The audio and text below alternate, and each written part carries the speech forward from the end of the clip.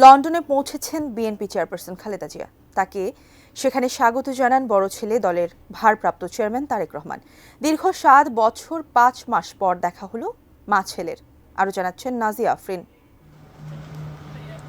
2017 জুলাইয়ের পর 2025-এর 8 জানুয়ারি 7.5 বছরের ব্যবধানে আবার দেখা হলো মা ছেলের। মাঝে সময়টায় রাজনৈতিক প্রতিহিংসার বলি হয়ে জীবন মৃত্যুর লড়াই একা লড়েছেন বিএনপি চেয়ারপারসন আপসী নেত্রী খালেদা জিয়া।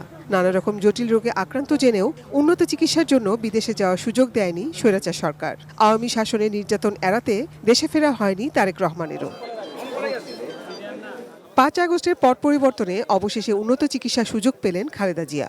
মঙ্গলবার রাতে হাজারো নেতাকর্মীর ভালোবাসা নিয়ে কাতারের আমিরের পাঠানো এয়ার অ্যাম্বুলেন্সে লন্ডনে যাত্রা করেন। বুধবার লন্ডন সময় সকাল 8:59 এবং বাংলাদেশ সময় দুপুর 2:55 নামেন লন্ডনের হিথ্রোতে। কোয়ালিটি সম্পন্ন আন্তর্জাতিক মানের CMT 500W CSRM committed for better still. মাকে নিতে বিমানবন্দরে ছিলেন বড় ছেলে তারেক রহমান, সাথে পরিবারের অন্যরাও।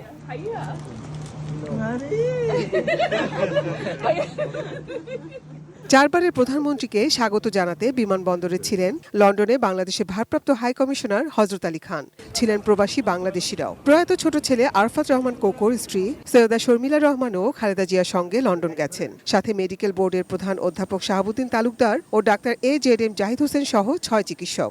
আছেন দীর্ঘদিনের গৃহকর্মী ফাতিমা বেগমও।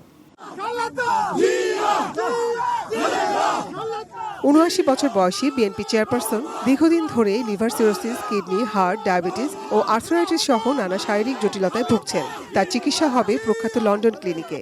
সেখানকার চিকিৎসকরা পরামর্শ দিলে যুক্তরাষ্ট্রের জনস হপকিন্স বিশ্ববিদ্যালয় হাসপাতালেও যেতে পারেন তিনি।